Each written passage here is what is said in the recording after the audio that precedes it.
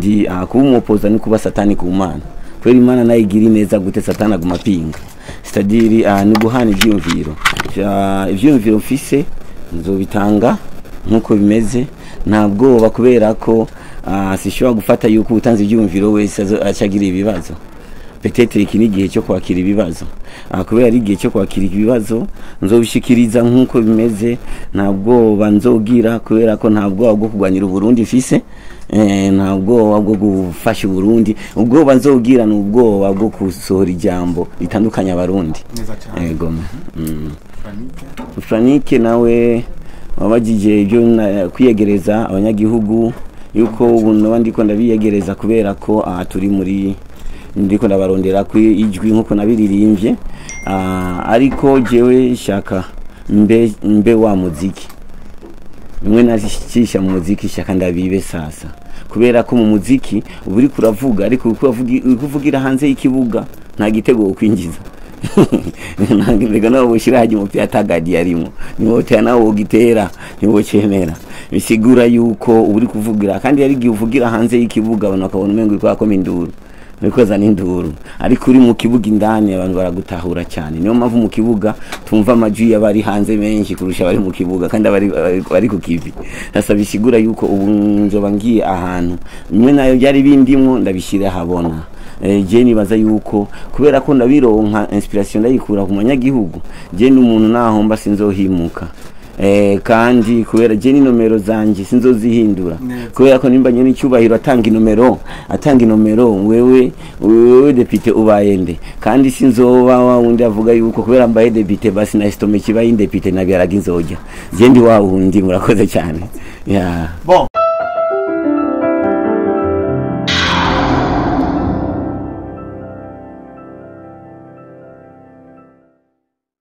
Their past doesn't change nothing in their life, because I know that when you get the challenges it's like you are in fire and the fire must burn.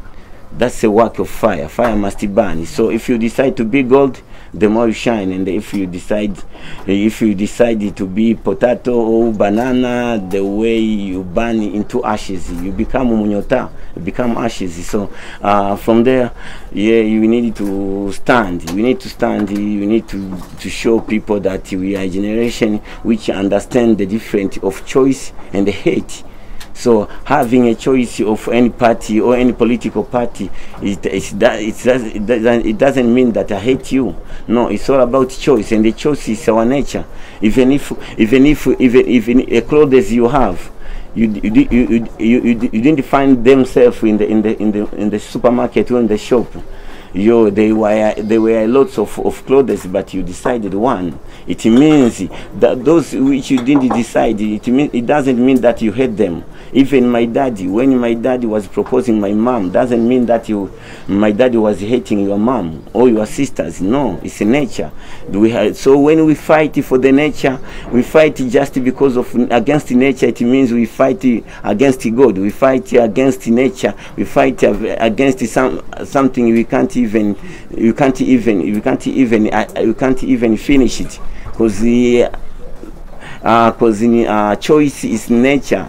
Even if your girlfriend doesn't mean that I love her, but it's your choice. It doesn't mean that I hate her. So I think from nature we need to understand it, and the God has already shown us that Burundi is a peaceful country.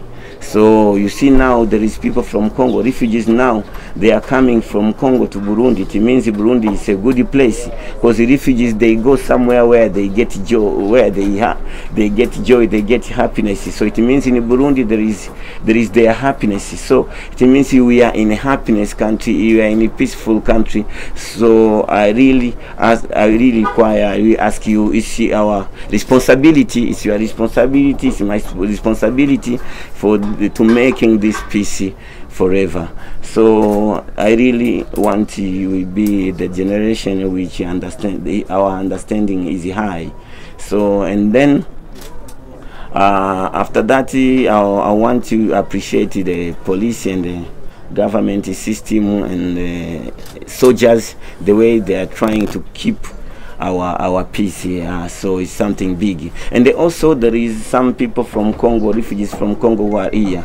Welcome. We love neighbors. We love refugees because we too were refugees here lots of time. And even now there is some of Burundians still refugees. So I think it's their responsibility as the Congolese to keep this peace from Burundi, because it's their peace also. Because the way Burundi gets problems, the way Congolese get problems more. So I think in their camps, everywhere they are, I really ask them to try to see their neighbors if they are good, because there is some of them who are not really refugees. Some of them, they come as a political actors. So be careful. These things is for us, it's for you, it's for Burundians, for Congolese, it's for everybody who are here from our neighborhood or even a part of Africa. So we are welcome and we love you so much. And then lastly, I wanted you to tell you some problems I meet with in this process of elections, because I'm new. As I told you, I'm new, and a lot of youth, you believe in me, and I really appreciate that love. But there is some I don't know, maybe I can say some problems, but it's not a problem, maybe it's challenges. It's just challenges. So these challenges is like the percentage which they ask independent, an independent they ask us 40%. But if to be among a member of parliament, they ask us 40%. 40% is a lot for someone who is independent, who doesn't have even a party, who doesn't have even some members. Some members like a political party. So this is a big problem we meet with, because in a political party, to be a member of parliament, you just need 2%. You just need 2%, but for me, it's 40%. It's very hard. But also, that hardness is not big, because it's for all. It's all of us. It's not just for me myself. It's for everyone who is independent. But what I ask maybe the government and the Senate, our electoral commissions, is maybe they try to reduce it. That is a lot of. It's a lot of percentage. They try to reduce if possible. Like me, I just came. I'm not even a political member. I'm just a youth who can see problems and can see solutions. So maybe before I was an artist who just sing about what can do in Burundi, uniting people, and showing what Burundi needs from leaders. But now I want to do that. I want to be in action, because the way you talk too much, sometimes it becomes like a noise. So you need to work. You need to do it. You need to make it in making. So now I said, let me go in making. But those are big problems I meet with, and some even political parties, they even try to say, like, just come, we use your influence. We use your influence, we give you money, and then you work for our party. So from there you can get that 2%, then we give you a member of parliament in our party, then you become a member of parliament. But for me, I don't believe that I just needed to be a member of parliament than being loved by people. If people, they don't love you, it's hard. It's hard even to rule people who don't love you. It's very hard. We fight with two things. You fight to make them love you, and then you fight to work for them. Because even if you not to work, even if you work good, someone who doesn't love you is bad. Even if you do something good, so it's better to work with the people who loves you, and even it's better even to talk the vision you have. If I connect with the political parties, it means I must talk their vision, and their vision is not mine. I have my vision. Everyone has his way to make Burundi better. So if you have that way, me too, I have another way. It's nice. Yeah. Then there is your problems of financial problems. Is a big thing. It's a big thing. Yeah, I know fish knows how to swim, but it's not in the road. Yeah, it needs water to show us the talent of swimming. But if it is in the road where there's no water, it's like it doesn't know how to swim. So then said, even me, I have ideas, I have a plan, I have a project, a good project for Burundi, but also I need to reach everywhere Burundians where they are. Not every Burundian has a phone or a radio to listen these things. So I need to be there, I need to reach where they are to talk with them. But also they need a lot of money. There is, you know, as we are artists, people were even paying money, paying 10k, paying 100k just to watch me in the concert. It means when we are in elections process, it's free.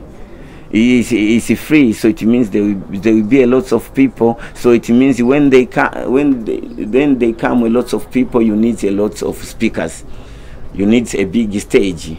So all of that stuff, I can't manage it myself. So as the way you show me that you appreciate this, I really understand. I really believe that you're gonna help me, you're gonna support me on this. And the first support, let me ask His Excellency, our President of Burundi. I don't like it to say his name. You know, he's a big person, so sometimes, and that place is just for one person. If I say our Burundian president, you know who he is, even without explaining it. So what I say, he's the one. He's among people who inspired me to go on this process, because I saw the way he loves youth. The way he tries best to show us like Burundi is ours, to show us there is Imbona Kazoza. I don't know how can I say, it's our vision, a vision of Burundi 2040, 2060. It's for youth. It's for us, because that age, even our president will be old, so very old. So I think it's us. So I'm one of those youths who decided to help him, as he show us like he needs our energy.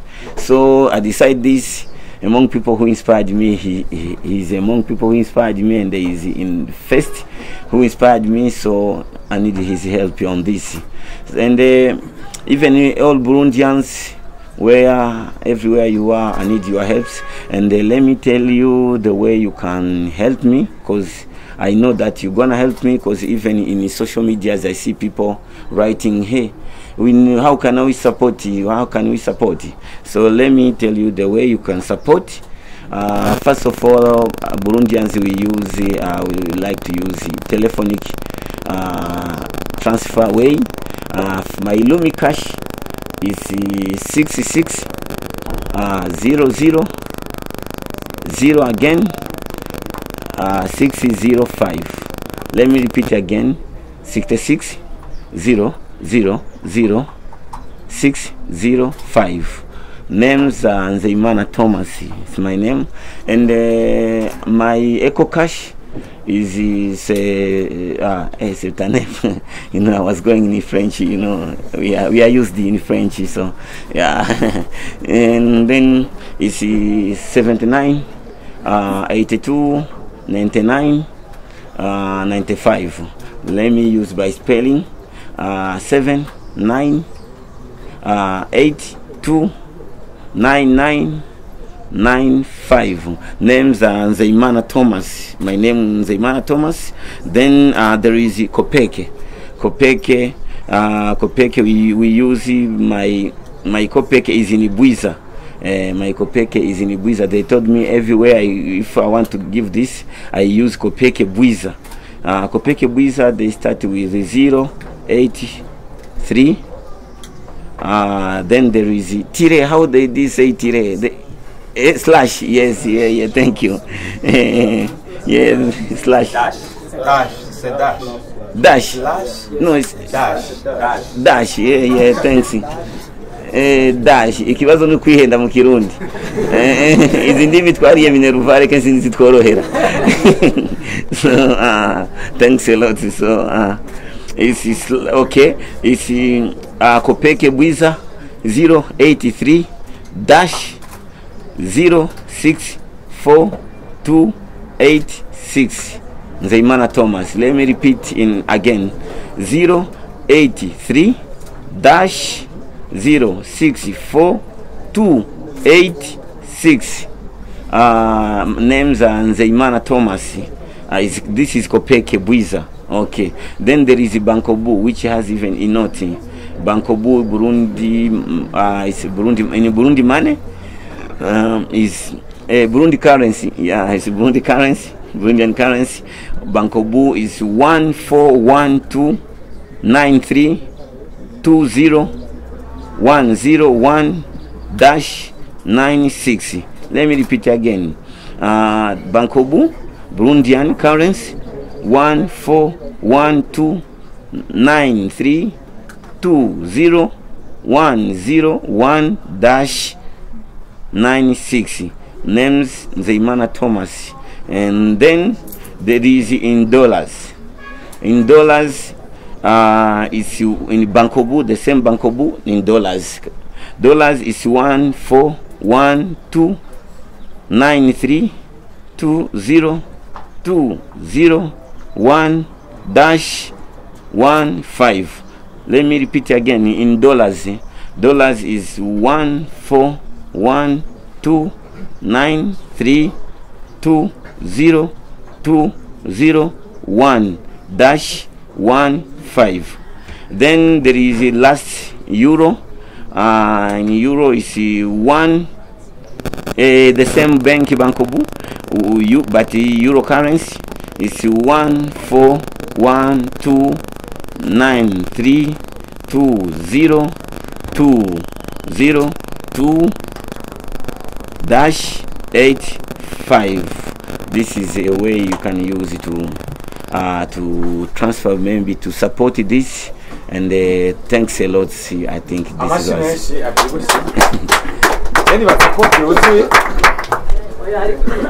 ndi kumupoza ni kuba satani ku Mana. Kweli Imana nayo igira neza gute satana gumapinga. Stadiri ni guhana ivyumviro. Ivyumviro mfise nzobitanga nkuko bimeze, ntabwo bakubera ko sishobora gufata yuko utanze ivyumviro wese acagira ibibazo. Peut-être iki ni gihe cyo kwakira ibibazo.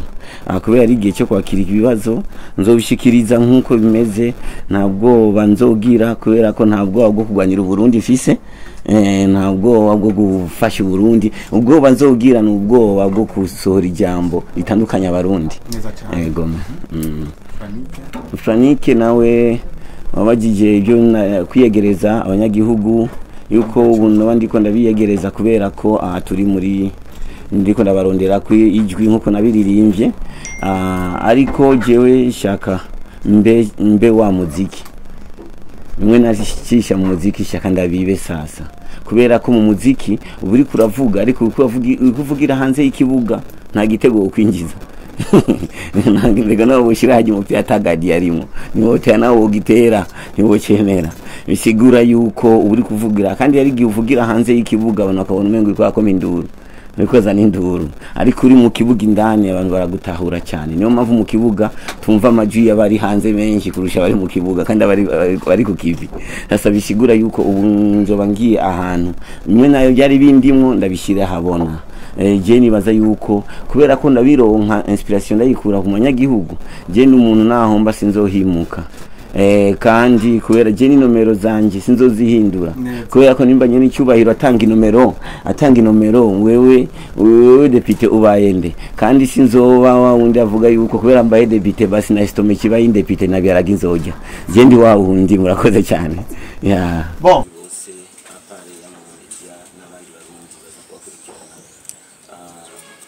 Kuba igihe najya kwitoza nari nzi ko icyumviro cyanjye je nyene yaramanga mutima yanjye, ariko nasanze maze kwitoza maze yakiriye neza cyane kandi gukomera amashyi cyane. Hanyuma narashimire kandi na Seni kuba yaranyebeje kuba mu bitoza mu ntara yagutse ya Bujumbura. Narashimira kandi na leta kuba yabitunganyije neza kugira ngo natwe ugwaruka natwe twizeye muri kwitoza mu bashinga amateka sinogenda nashimiye abamedia ukuntu mwitwararitse igihe najya kwiyandikisha ukuntu mwagerageje gushikiriza ubutumwa abanyagihugu byarerekanye neza ko mwari mwakishimiye cyane Imana weza cyane byari intege ko hajyayo ushika kwiyandikisha hanyuma bose bakavuma nkajya ntangwa kwiyumvira nabigiriye wisikiye so ndafise impamvu ituma numva neza ko nabigiye muhageze kubera ko iyo mbonye n'amaso yanyu iyo mbonye n'ukuntu mwazi muri benshi nuko mubishashaye ikindi nacyo cyatumye ndabahamagara nuko azi yuko amamedia biroroshye cyane gushikiriza ubutumwa gushika aho nanjye ntari gushika muri icyo gihe nifuza cyane waba tugiye mu bihe by'amatora kandi amamedia yacu akurikirwa n'ugwaruka cyane kandi iyo hageze amatora kenshi ugwaruka nitwe bakunda kosha cyane asanga tugiye kurwana tugiye kuzana induru je ndifuza cyane yuko aya matora zo amatora ya mbere atigeze abana ikibazo bakimona ikinuma kubera ko ndazi yuko mu mitima yacu abarundi ari bamwe batazi gutandukanya amahitamo n'urwango kubera ko ari umuntu ahisemo gusa umugambwe umuntu amwana kubera icyo kandi amahitamo n'urwango ni intambara tuzofata yihejeje intambara tuzofata yihejeje kubera niyo mpuzu we wambaye wahisemo mu zindi nyinshi isigura yuko zazinyuwazana kuko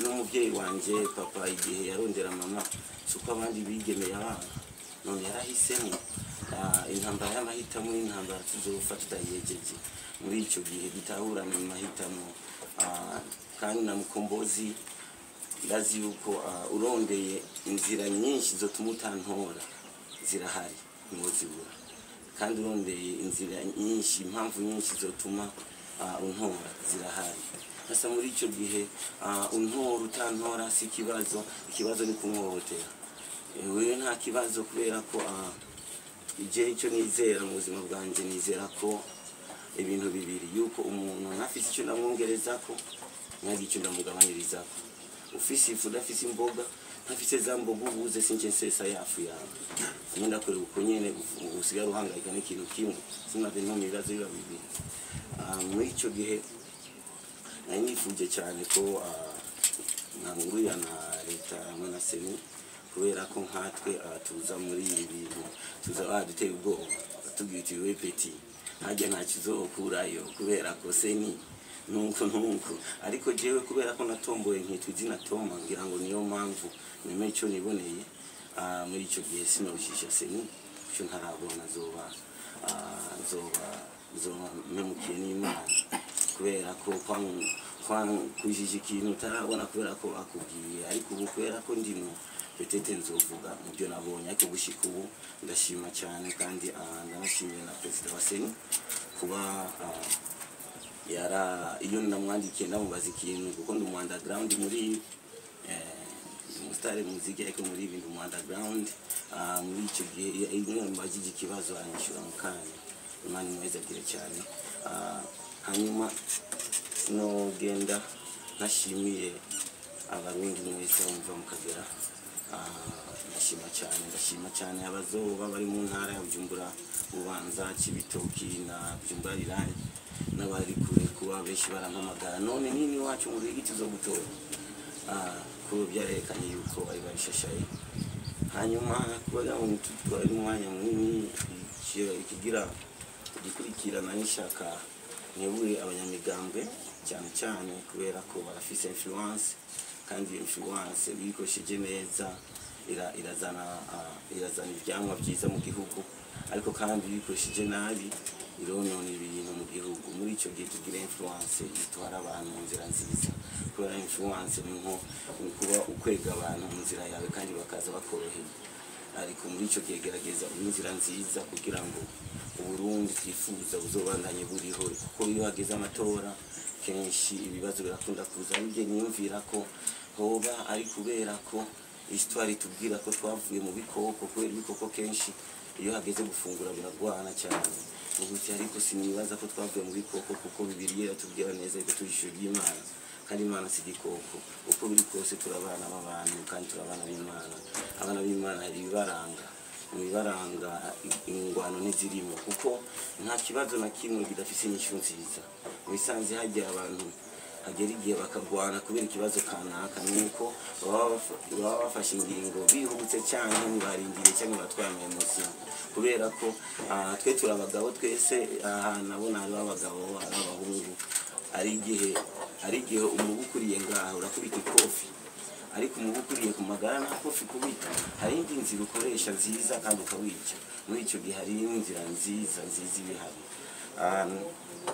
nkanashimye kandi kuba ko shimye na leta nshimye n'igipolisi n'igisoda kubona ko umutekano ari sawa kubera ko n'indi byose tubona nuko aho bimfira n'abantu babonana nk'uko biragoye icyo ni gushimira Imana kandi nkanabibutsa ko Imana hari icyo yoba yaratubwiye ni generation y'ubu hari icyo Imana yoba yaratubwiye kubona impunzi za Kongo zihungira ngaha hari umuntu ahungira ahantu hari amahoro ahantu mu buruhukiro bisigura yuko Burundi bwacu n'uburuhukiro gushika n'amahanga abona yuko niho hantu kugenda tukaryama tugasinzira neza kurusha iwacu icyo ni ikintu gikomeye cyane ari umutwariko wacu twese kukirwanira kandi byagaragara kandi muri icyo gihe hariho n'amategeko leta yatanze kubyekeye umuntu yajya ari umushasha kumwandikisha kugira iki ibyo bintu bikurikize kubera ko umuntu naho ari amahera yo gupanga petete atanga menshi ariko ugerageze ube maso cyane si kibazo yo haba ikoretizi ahaba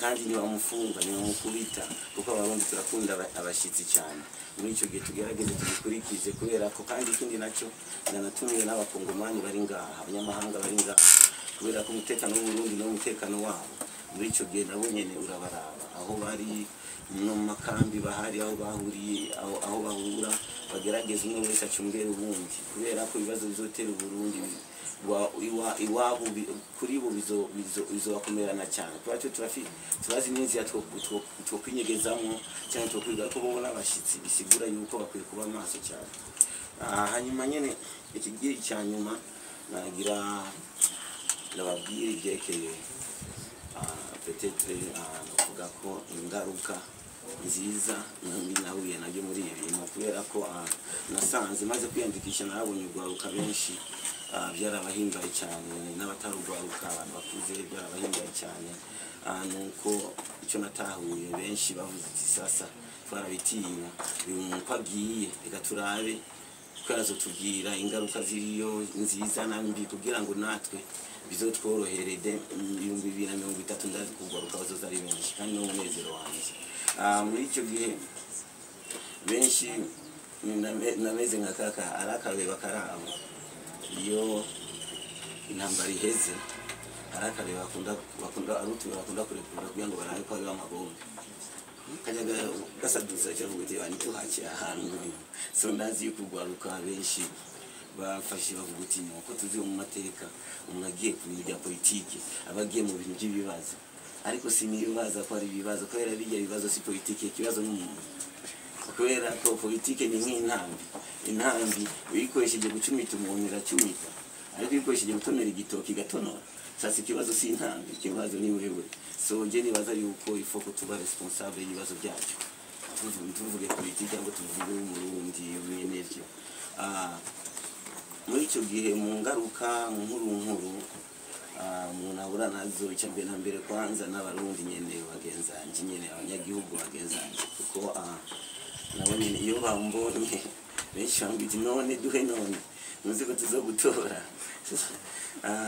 akatisanga ngutama igihe tuzogutora akatisanga ya ruswa tubona yuko pete yuko abarongozi haro bamwe bajya ruswa tubona yuko ari mbi kumbe natwe turayikunda turabona yuko turakeneye ruswa bisigura yuko muri kazoza bizotugora cyane mu gihe n'umunyagihugu wenyene abona yuko makahawe ruswa niho ashobora gukora ikintu cyiza kimurimo namubaza none wewe uranyemera ngo ugenda kwemera cyane kandi genzo gutora ariko kinchorera so je nibaza ko ifoko bamenya ko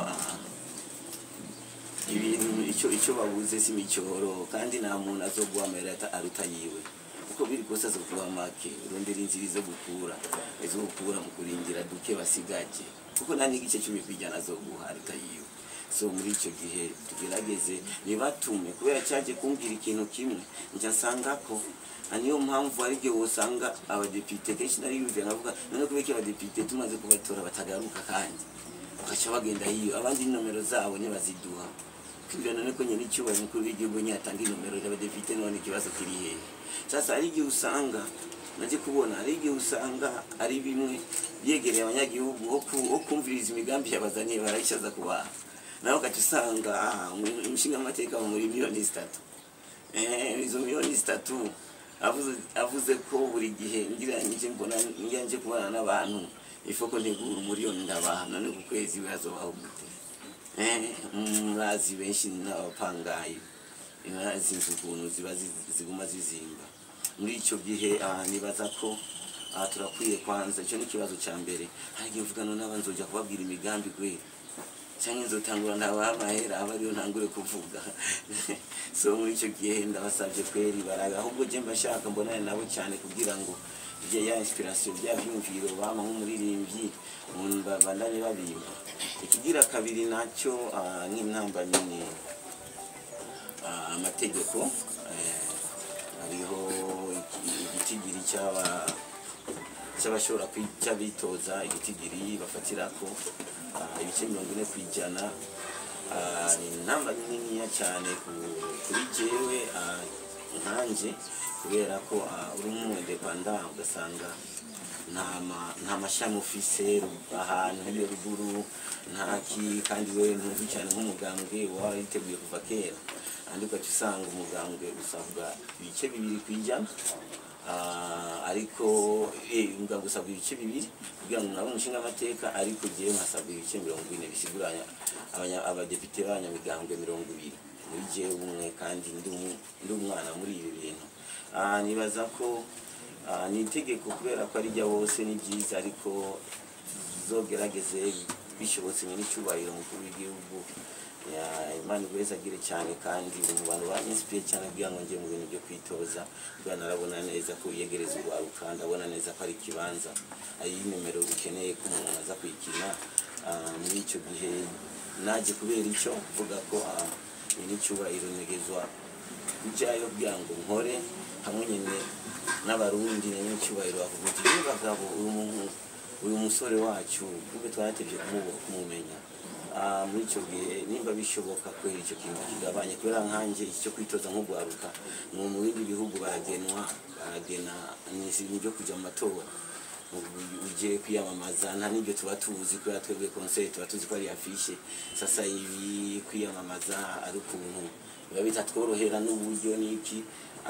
Muri icyo gihe kubera twabuze ukuntu batugena je nifuza ko mwakuza ibibazo ndiko ndabona si by'uburyo by'iki mu bintu byo kwitoza abandi ntibazobibone hazobese nizo dufashe mwakuza muri manda iza bagerageze hazobe hariho ikibanza cy'ugwaruka bagenwa akagenwa userukira ugwaruka userukira ibimuga nabona n'abantu bakwiye we n'uvuga neza ibimuga utari kimuga kuko ikimuga kirazi n'amazina y'imiti kibuze ariko nshaka kumenya amazina y'imiti ubuze kubera urwaye indwara y'ubumuga naho nyine hakeneye umuserukizi abakenyezi uko kubera ko usanga ugiye mu ntambara wari wakuwe no muhira n'ivyumviro ariko ushitse hari usanze na bya vyumviro ntibishobora gushika kubera ataburyo kubera ko ifirazi koga ariko si mwipave ndakenera amazi itabonye amazi womengo niziko ushaka kufisa ibyumviro byiza ariko umunyagihugu utagiye ukamubwira abona yuko atanebyo ufise ico nacyo ni kibazo kinini cyane umuntu akunze guhura nacyo kandi kikaca gituma hari n'abapoliticiens jewe ndiko ndababwira nk'abantu mutarashikayo petete myakiza mwaza muzobone ibibazo muzoze mwabyiteguriye je sinaronse umbaza ariko jenzo bazwa kandi nditeguriye kubazwa. Nasanze achaza abapoliticiens bakaza bakagutuma ko akubwira banagenda keneye ko tubonana urabona kandi iyo bumvise yuko ari umuntu afite experience professionnel muri ivyo bintu ramwegera kandi yaguhamagara ukaye wa reka ngende kumviriza ari impanuro ko turakeneye abantu nk'abo b'impanuro, ariko iyo ushitse arakwereka neza ko gufitiye impuhwe yuko ashaka arabona neza yuko ushobora gutsinda, ariko yajya amajwi umuntu baca bayakoresha nk'impamvu yuko yajya amajwi ibice 40% wowe uzoyaronka kweri. Sasa ndakwereke, gerageza tuvugane, ndaguha ubu nimba ari uburyo bukenewe, jewe ndaguhe uburyo bwo kwiyamamaza ko n'amahera zo kugora, je nubwo ari miliyoni 200-300, ariko wewe tuzogerageza unkorere uyamamaze ku bwanje. Muri icyo gihe ukunda amahera ariyo yagutwayeyo yoba ari n'inzira amahera yagutwayeyo ukibona yuko, kandi twebwe twaciye mu muziki benshi badufata nk'abantu dukunda amahera cyane, abantu dukunda kuryoherwa, ntamweretse aya mahera nazo yareka, kandi ikindi nacyo agakwereka yuko ari umugambwe azushara ukuntu muri ibyo bice bibiri nawe woronka ibice 10% muri 5 umugambwe azuce bagushyiramo urabe yuko woronka. Ariko tuno majambo bakoresha, uyo wa mbere akabagiye acakoresha cya kibazo cya 40%, akaca ashaka kubikoresha nk'inzira yo gushaka kugura umuntu. Muri icyo gihe uko leta izodufasha cyane ikabyorosha, nuko natwe abandi bazoza batazohura n'ibyo bigaragaza. Hanyuma ikindi nacyo umuntu ahura nacyo ni icy'uburyo. Umuntu arakwereka neza yuko kwiyamamaza bigoye, kandi kuri wewe biranagoye cyane. Muri icyo gihe jezo guhaya naya, ariko nawe akaguha condition, akavuga ko jezo nzoguha vision yanje, ni uzohagarara ko, ni uzoza uravuga. Muri icyo gihe hari ibintu iyo ubuze iyo babona yuko uri mu independence nkatwe tugitangura, hari ibibazo duhura nabyo cyane, ariko ibyo byose si ibibazo cyane, kuko inyishu Imana yarayiduhaye kuba yaturungitse muri ibi, nuko yateguye akarere kandi bigiye kugenda neza. Icyo nashatse cyane no kubasaba no gusaba abarundi bose yuko umfata ku mugongo nkuko wabinyeretse, kumfata ku mugongo ni kunshigikira mu bintu by'uburyo, kubera ibyumviro ndabikeneye n'amasengesho ndakeneye. Ariko kenshi isengesho riratangura kandi isengesho rigahereza. Gutangura ni gute? Twese tugiye gusabira umuntu ineza, ariko kandi dumenye yuko igusengera umuntu kenshi ni ikintu cya gatatu kiza ubwa nyuma, kubera umuntu aba yarahezagiwe, Imana yaramuhezagiye kuva kivuka.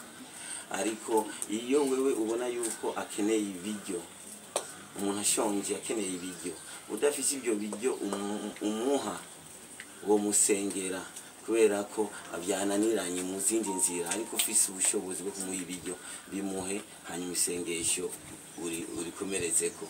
Hari n'umuntu ujya kubwira ko umuntu ashonje ugiye kumubwira ko Yesu agiye kuza, igihe nakwishyurana nabi, kandi akeneye kujya mu ijuru, kubera ko hari ikintu cya mbere dukwiye guhera ko kugira ngo ujya muntu yinjire mu mwuka.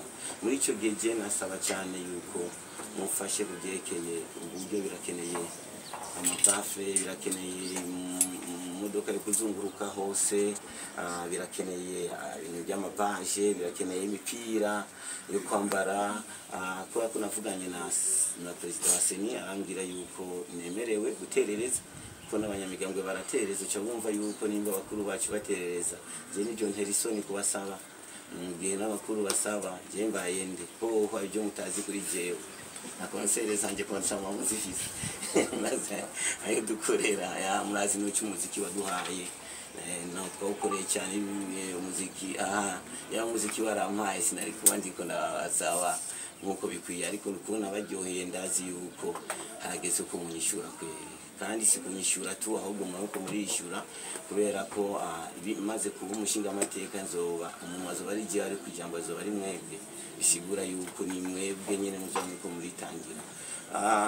Nkaba kandi ndaza kubaha inzira zotuma inzira muzocamo kugira ngo ushobore kumufasha gucisha aho icyo umuntu aronse. Nashizeho n'inzira ishobora gutuma n'igihumbi umuntu agitanga, ariko kandi ndababwira na biro, naruguriye biro kugira ngo ari n'undi avuga ko no ibintu byose samahera ariko samahera gusa yo n'ivyumviro byo tuma udakoresha n'amahera menshi ugasanga ukubona ko amahera akenewe cyane ariko ari umuntu yaguza n'icyumviro bisimplifia ya mahera akaba make ya biro ikaba iri ngaho akate NSS Rohero ya mbere avenue Susedinir numero 25 uzoza ngaho benshi bahita kuri BAA abandi bakita kuri Black FM Media niyo biro iri ufite icyumviro ndamuhaye ikaze azoze tugisangire umwanya wari wo wese azoze hanyuma kandi jeke uburyo ndafise konte ngira ndabahe hanyuma akaba ariho konte ya mbere ni kwanza Lumikash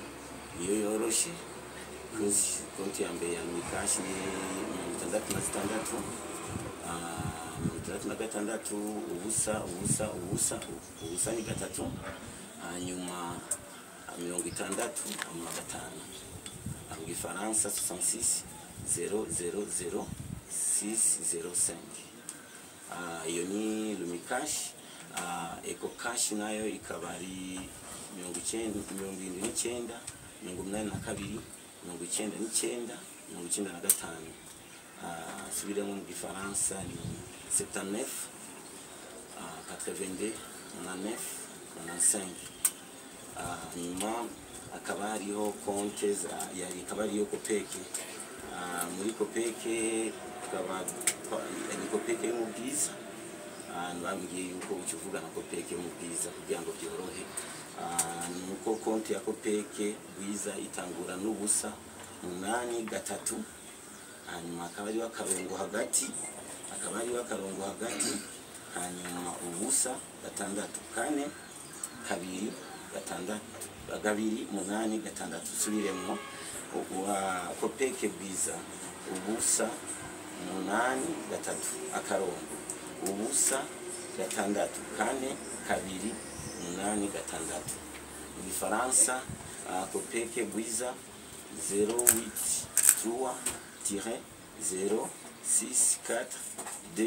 083-064-286 aho amazina ni Nzeyimana Toma niyo mazina yanje kuginyine hanyuma akaba ariyo Bankobu iyo na note akaba ari ibiharuro ni 1 4 1 2 9 3 2 ubusa 1 ubusa 1 hanyuma tire 9 6 mu Gifaransa ni 1 Bankobu note 1 4 1 2 9 3 2 0 1 0 1 tire 9 6 amazina ni Nzeyimana Toma nyene hanyuma hakaba hariyo Bankobu konte ya $1 konte ya $1 ikaba ari 1 4 1 2 9 3 2 ubusa 2 ubusa 1 hanyuma karongo 1 5 mu Gifaransa subiye mu Gifaransa konte ya $1 1 4 1 2 9 3 2 0 2 0 1 tire 1 5 hanyuma akaba ariho na konte y'amayero hanyuma akaba ariho mu Kirundi ni konte y'amayero mvamahanga nyaburayi ni 1 4 1 2 9 3 2 ubusa 2 ubusa 2 akarongo 8 5 mu Gifaransa ni na compte en euro 1 4 1 2 9 3 2 0 2 0 2 tire 8 5 yekabari y'amayero hanyuma nkabasaba yuko umuntu usaba kunterera cyane nasaba kandi apa y'abarundi wese kandi nasaba na nyicubahiro kwera nterera kubera ko jiwe yaranyensifiye sasa kubera mukurikiye hanyuma ngasanga birankomeranye kubera bifashemo kandi ndazi ko kundugaruka sana ndazi ko kundugaruka kandi anabishimikira muri icyo gihe ndabimusabye cyane kandi ndazi ko azobikora kubera ko ibi arabizi bisanze bigendimo nkakujya ugize mariage barakahise k'ababyeyi bawe nanjye ibindi mwana kahise k'umubyeyi wacu n'icyubahiro mu gihugu cyacu cyiza. Hanyuma nkarangiza ndabashimira cyane kuba mwaje muri benshi kandi Imana ibarezagire cyane Tete moderateur aduha murakoze cyane. Ladies and gentlemen, my name is Thomas aka Mkombozi. So now I'm in the elections process as a member of parliament who is representing youth by in an independent way. I'm independent. I'm not from any party. So I've just called you to come here just to tell you, first of all, to appreciate the love you show me first time when I decided to be among people who gonna represent people in the member of parliament, who gonna present youth in a member of parliament. So I really appreciate the way you required my elections vote, my elections. I don't know how can I say my being elected people. So then I want also to appreciate people the way they show me love since I took this decision. Then I can't go without appreciation you medias, the way you posted a lot of things when I started, when you saw my picture. I'm in a commission of elections in Burundi, so you really show love to show people that you appreciate it. Till now you are still with me. I see you here. You are a lot of medias. I really appreciate for the love you show me. Then I can't go without appreciating Seni, our electoral commission, the way they will come to me in their office. So I was new, I didn't know anything, but till I reached there, I saw they tried to show me what I don't know and what I know. So the love they show me, I really appreciate it. And then I can't go without appreciating the government, the process which they put it in this election things. It's not hard. Everybody can go there if you are just a Burundian and you have that age and you have that amount and you have those projects. You have ideas what you are going to do then. So I really appreciate for that. So then secondly, I want to tell you as youth, as Burundians, we are going in elections movement. So when it reaches an elections period, there is a lot of fight, the lots of war start from there. So I want your generation to be a generation which has changes. Which had changes, because we need to show people that we are a generation which is not adapted with the past, which didn't become low or didn't become I don't know how can I express it, which didn't get a problem because